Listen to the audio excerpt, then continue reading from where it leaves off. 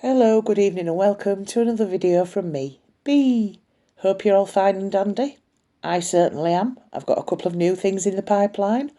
No doubt you'll hear about them soon. Tonight's video I've gone historical, way back in time. So, join me for Mystifying Mysteries Part 1.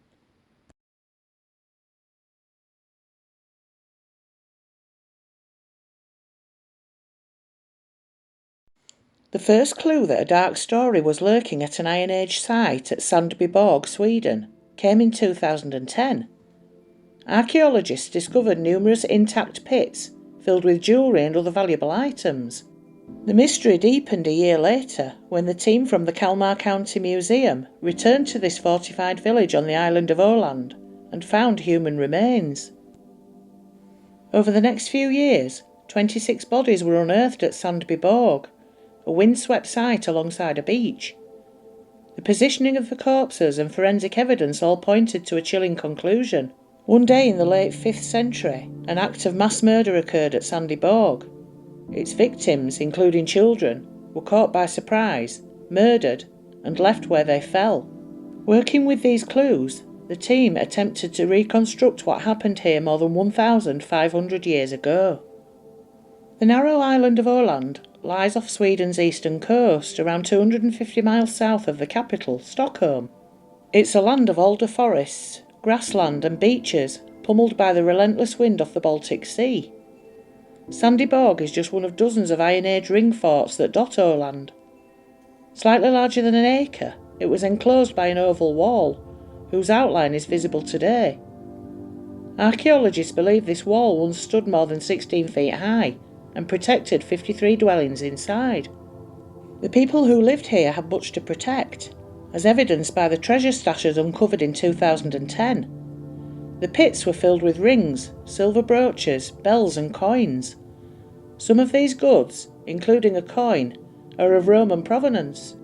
Åland warriors worked as imperial mercenaries, seemingly employed by the Roman Empire.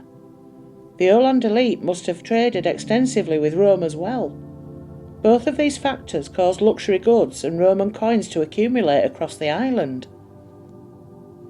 In 2011, the first human remains were found at Sandbyborg. Archaeologists uncovered 2 feet and later matched them with the skeleton of a late teenage male whose skull had been split. In the course of several archaeological seasons, Sandbyborg yielded yet more grim finds. Despite only fully excavating 3 out of the 53 dwellings in the settlement, the remains of 26 individuals have been found in those houses and in street areas, all bearing signs of ferocious violence. The fate of one man whose body lies just inside a dwelling has been pieced together. He likely was first wounded in the street, then stumbled into the house looking for safety. He was pursued, caught, and then felled by a blow to his head.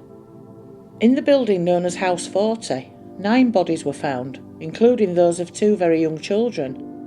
Inside House 4, the decapitated body of a teenage boy was found, while in House 52, archaeologists uncovered the remains of an elderly man that were lying over the hearth of the house. His bones suggest that he was beaten violently. Charring around his pelvic area indicates he was either wounded or already dead when he fell into the fire. As archaeologists uncovered the victims' bodies, they noticed that they'd not been buried or treated with any of the typical funeral rites. Instead, they must have lain in the exact same positions where they'd been struck down more than 1,500 years ago. The 26 victims at the site have another thing in common. They are all male. The presence of female items in the treasure pits suggests women lived at the community, but their fate has not yet been revealed. So far, there is no comprehensive hypothesis as to the women's fate. They could have been carried off by the attackers, or they could have all fled the village. No evidence suggests that the attack was a military engagement. The domestic setting and the defensive wounds of the victims all suggest a sudden, overwhelming attack that took place at once.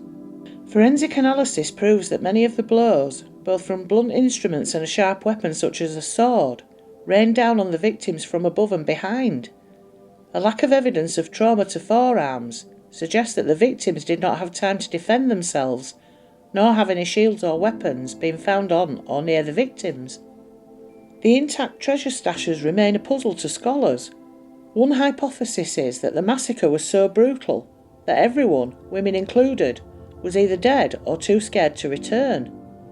Scholars also wondered why the murderers did not loot the wealthy village, and why later treasure hunters left the site untouched for so many centuries after the destruction. Archaeologists believe they have at least some answers to these questions, including the events that led up to the attack at Sandby Bog. The fortress's retaining wall was built circa AD 400, around the time that Rome's power was waning. As the community had grown wealthy from Roman contact, it would have felt the economic impact of the Western Roman Empire's recession. As Rome provided fewer goods and jobs to Orland, social structures started to shift.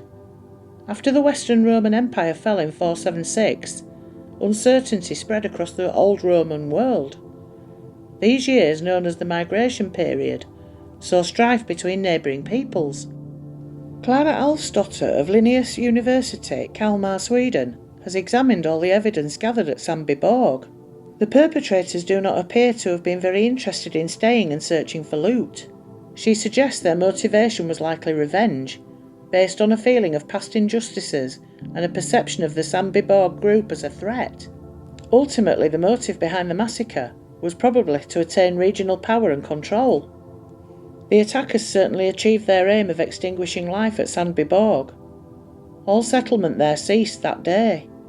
No one disposed of the bodies, which may have caused Sandby Bog to develop a reputation as a cursed place that kept treasure hunters away. The untouched nature of Sandby Bog has been a boon for archaeologists, providing a perfectly preserved snapshot of a terrible moment of Iron Age violence.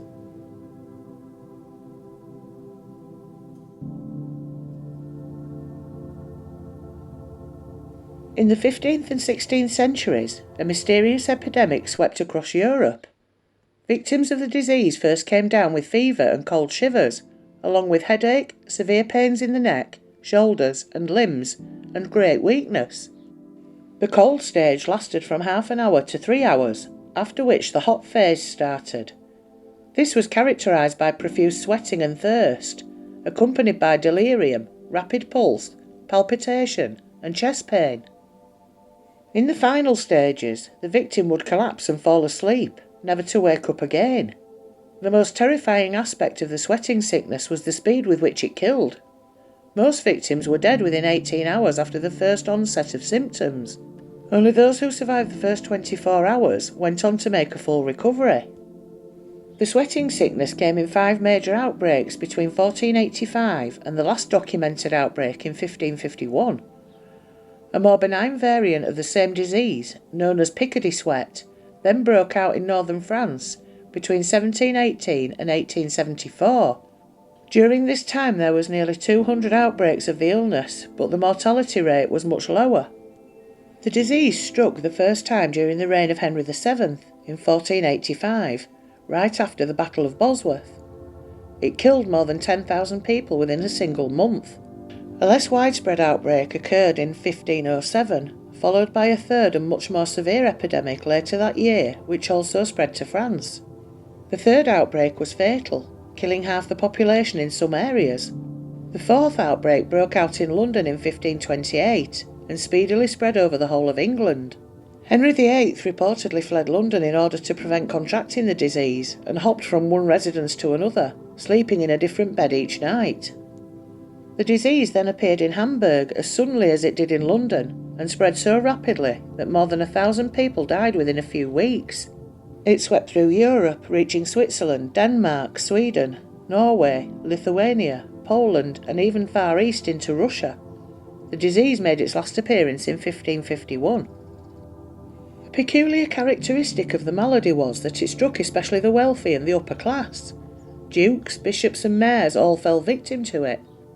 Monasteries were the hardest hit, and fatalities among the clergy were high. The disease even affected the royal household. Anne Boleyn, the wife of King Henry VIII, is said to have contracted and survived the disease.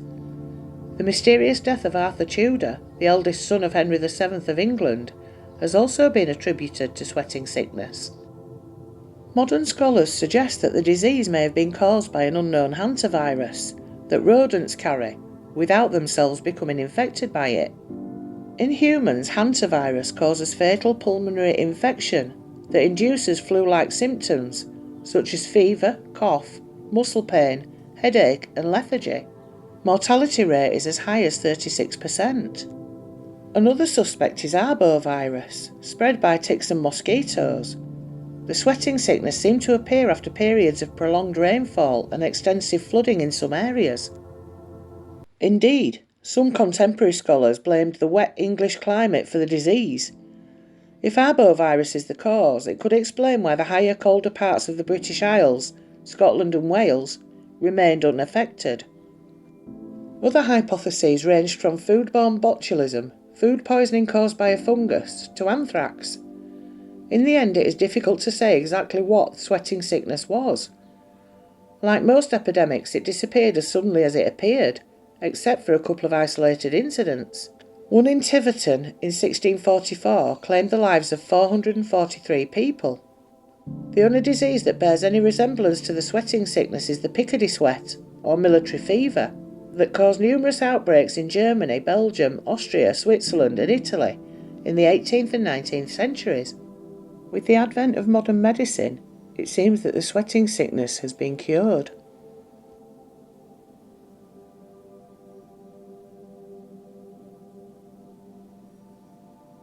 The jewels, belonging to the most illustrious order of St. Patrick, commonly called the Irish Crown Jewels or State Jewels of Ireland, were the heavily jewelled star and badge regalia created in 1831 for the Sovereign and Grand Master of the Order of St. Patrick. They contained 394 precious stones taken from the English crown jewels of Queen Charlotte and the Order of the Bath Star of her husband George III. The jewels were assembled by Rundle and Bridge. On the badge of St. Patrick's blue enamel, the green shamrock was of emeralds and the red St. Patrick's saltire of rubies. The motto of the order was in pink diamonds, and the incrustation was of Brazilian diamonds of the first water. When not being worn or cleaned, the insignia of the sovereign and those of deceased knights were in the custody of the Ulster King of Arms, the senior Irish officer of arms, and kept in a bank vault. The description Crown Jewels was officially applied to the star and badge regalia of the sovereign in a 1905 revision of the Order's statutes. The label Irish Crown Jewels was publicised by newspapers after their theft. In 1903, the Officer of Arms, the Ulster King of Arms office within the Dublin Castle complex, was transferred from the Birmingham Tower to the Bedford or Clock Tower. The jewels were transferred to a new safe, which was to be placed in the newly constructed strong room. The new safe was too large for the doorway to the strong room, and Sir Arthur Vickers, the Ulster King of Arms, instead had it placed in his library. 7 latch keys to the door of the Office of Arms were held by Vickers and his staff, and 2 keys to the safe containing the regalia were both in the custody of Vickers. Vickers was known to get drunk on overnight duty, and he once awoke to find the jewels around his neck. It is not known whether this was a prank or practice for the actual theft. The regalia were last worn by the Lord Lieutenant, the 7th Earl of Aberdeen, on the 15th of March 1907, at a function to mark St. Patrick's Day on the 17th of March. They were last known to be in the safe on the 11th of June, when Vickers showed them to a visitor to his office.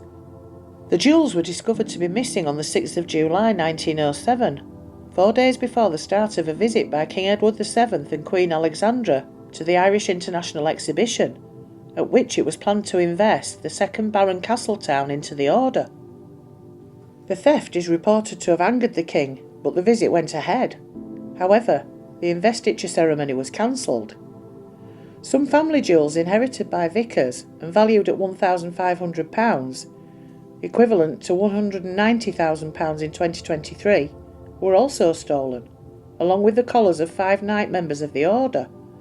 These were valued at £1,050, equivalent today of £140,000. A police investigation was conducted by the Dublin Metropolitan Police. Posters issued by the DMP depicted and described the missing jewels. Detective Chief Inspector John Kane of Scotland Yard arrived on the 12th of July to assist. His report, never released, is said to have named the culprit and to have been suppressed by the Royal Irish Constabulary. Vickers refused to resign his position and similarly refused to appear at a vice-regal commission under Judge James Johnson Shaw into the theft held from the 10th of January 1908. Vickers argued for a public royal commission instead, which would have had power to subpoena witnesses. He publicly accused his second-in-command, Francis Shackleton, of the theft. Detective Chief Inspector Kane explicitly denied to the commission that Shackleton, brother of the explorer Ernest Shackleton, was involved. Shackleton was exonerated in the commission's report, and Vickers was found to have not exercised due vigilance or proper care as the custodian of the regalia. Vickers was compelled to resign, as were all the staff in his personal employ. There was a theory that the jewels were stolen by political activists who were in the Irish Republican Brotherhood.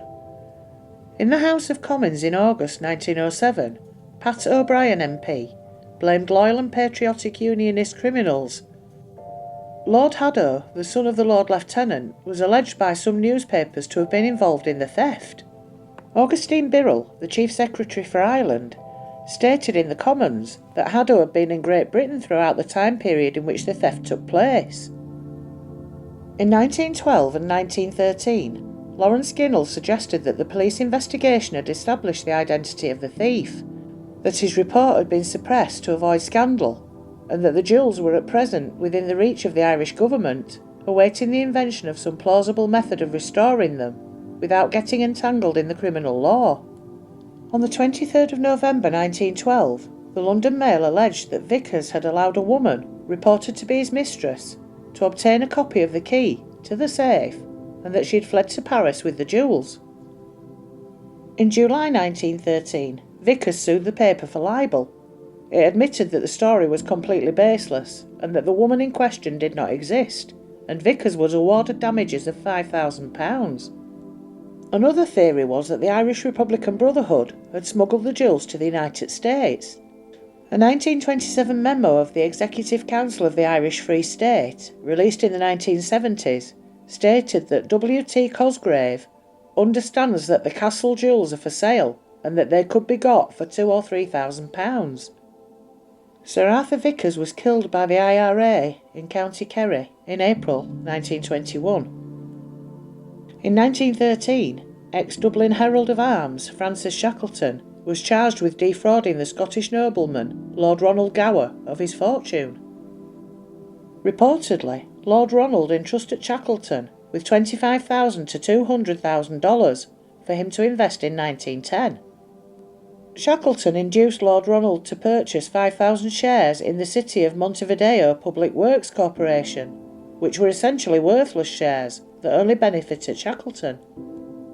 He later changed his name to Mellor and was an antiques dealer in Chichester in England until he died on the 24th of June 1941, aged 64. A later theory posits that the jewels were never removed from the clock tower, but were merely hidden. In 1983, when the Genealogical Office vacated its structurally unsound premises inside the clock tower, Donald Begley, the then Chief Herald of Ireland, supervised the removal of walls and floorboards in case the jewels might be revealed, but they were not. The whereabouts of the Irish crown jewels remain a mystery to this day.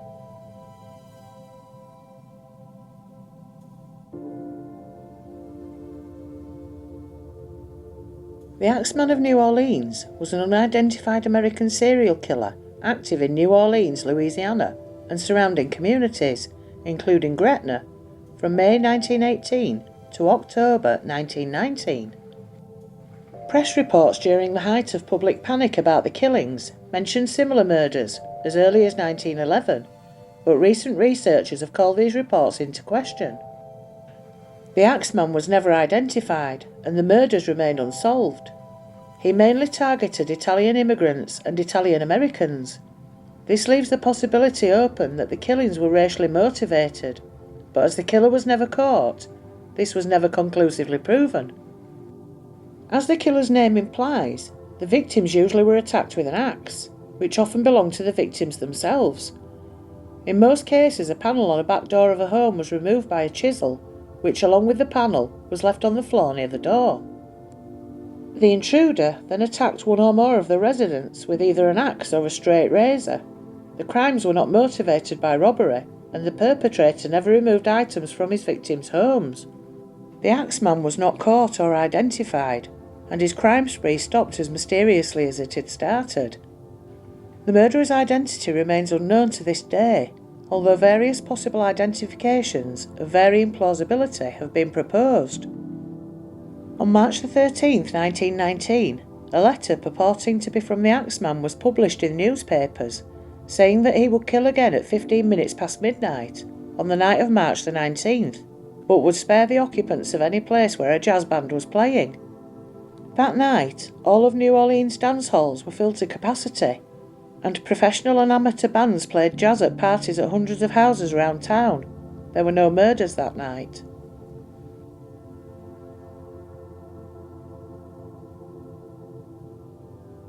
Joseph Maggio, an Italian grocer, and his wife Catherine were attacked on May 23, 1918, while sleeping alongside each other at their home on the corner of Upper Line and Magnolia Streets, where they conducted a barroom and grocery. The killer broke into the home and then proceeded to cut the couple's throats with a straight razor. Upon leaving, he bashed their heads with an axe, perhaps in order to conceal the real cause of death. Joseph survived the attack, but died minutes after being discovered by his brothers, Jake and Andrew.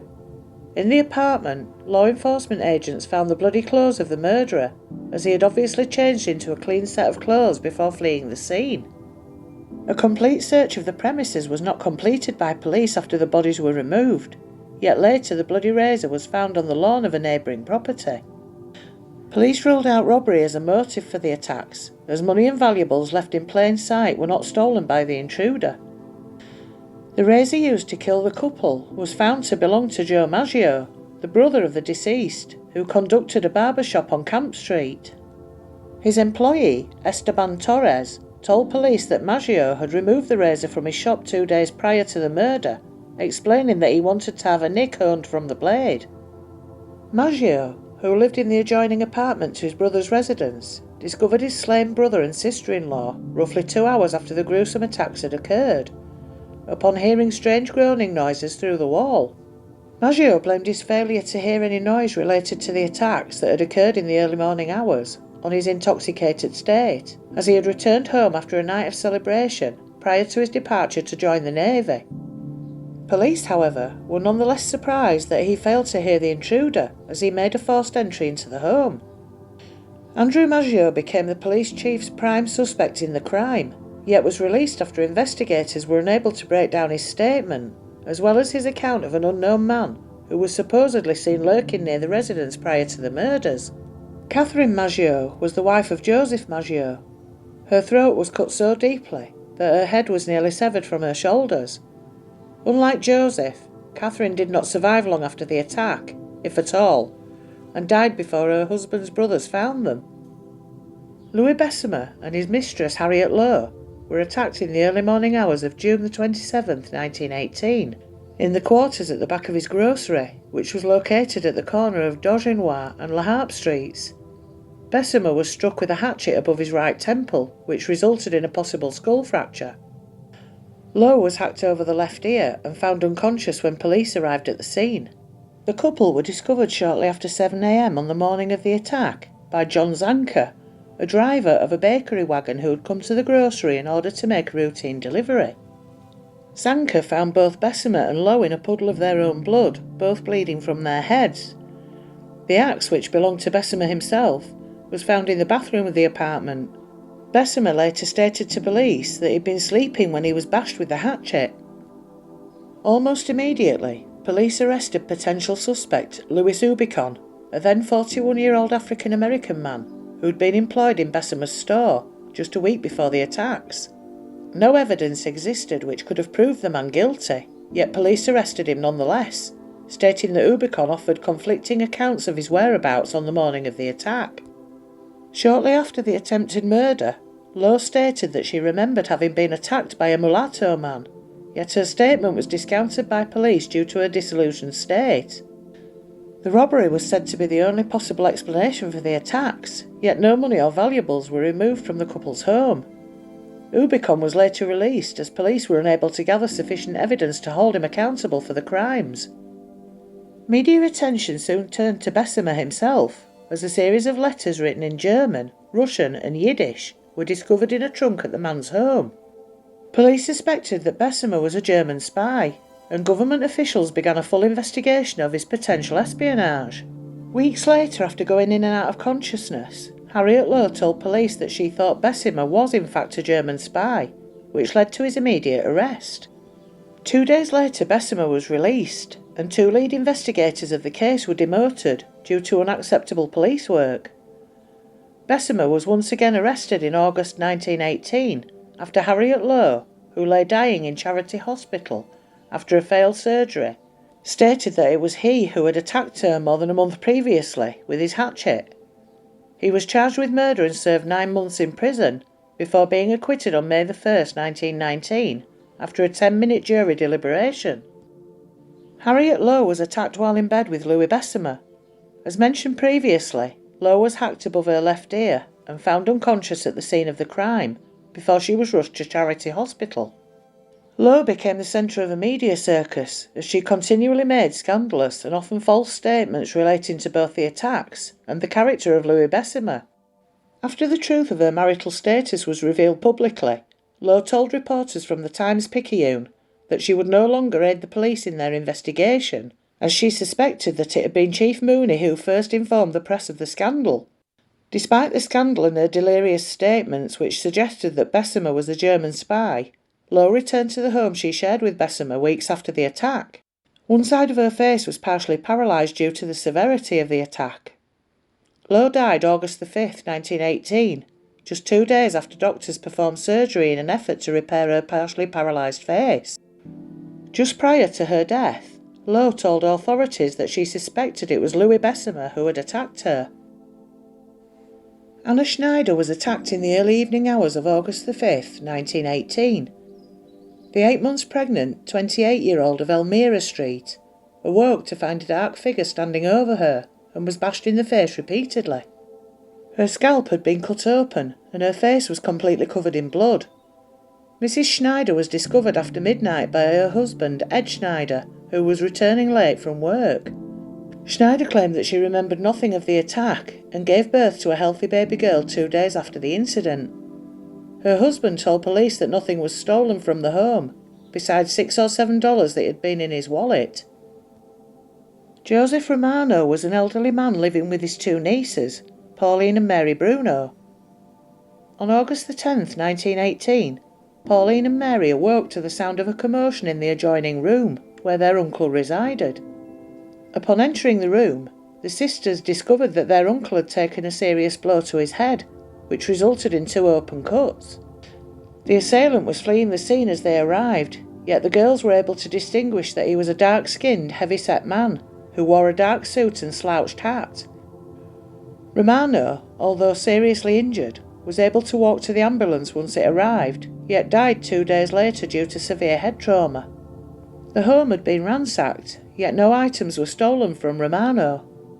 Authorities found a bloody axe in the backyard and discovered that a panel on the back door had been chiselled away. The Romano murder created a state of extreme chaos in the city, with residents living in constant fear of an axeman attack. Charles Cortimilia was an Italian immigrant who lived with his wife Rosie and infant daughter Mary on the corner of Jefferson Avenue and 2nd Street in Gretna, Louisiana, a New Orleans suburb across the Mississippi River. On the night of March 10, 1919, screams were heard coming from the Cortimilia residence. Grocer, Iolando Giordano, rushed across the street to investigate. Upon his arrival, Giordano noticed that Charles Cortimilia, his wife and their daughter had all been attacked by the unknown intruder. Rosie stood in the doorway with a serious head wound, clutching her deceased daughter. Charles lay on the floor, bleeding profusely. The couple were rushed to the Charity Hospital, where it was discovered that both had suffered skull fractures. Nothing was stolen from the house, but a panel on the back door had been chiselled away, and a bloody axe was found on the back porch of the home. Charles was released 2 days later, while his wife remained in the care of doctors. Upon gaining full consciousness, Rosie made claims that Iolando Giordano and his 18-year-old son Frank were responsible for the attacks. Iolando, a 69-year-old man, was in too poor of health to have committed the crimes. Frank Giordano, more than 6 feet tall and weighing over 200 pounds, would have been too large to have fit through the panel on the back door. Charles Cortemelia vehemently denied his wife's claims, yet police nonetheless arrested the two and charged them with the murder. The men would later be found guilty. Frank was sentenced to hang and his father to life in prison. Charles Cortemelia divorced his wife after the trial. Almost a year later, Rosie announced that she had falsely accused the two out of jealousy and spite. Steve Boker, a grocer, was attacked in his bedroom as he slept by an axe-wielding intruder on August 10, 1919. Boker awoke during the night to find a dark figure looming over his bed.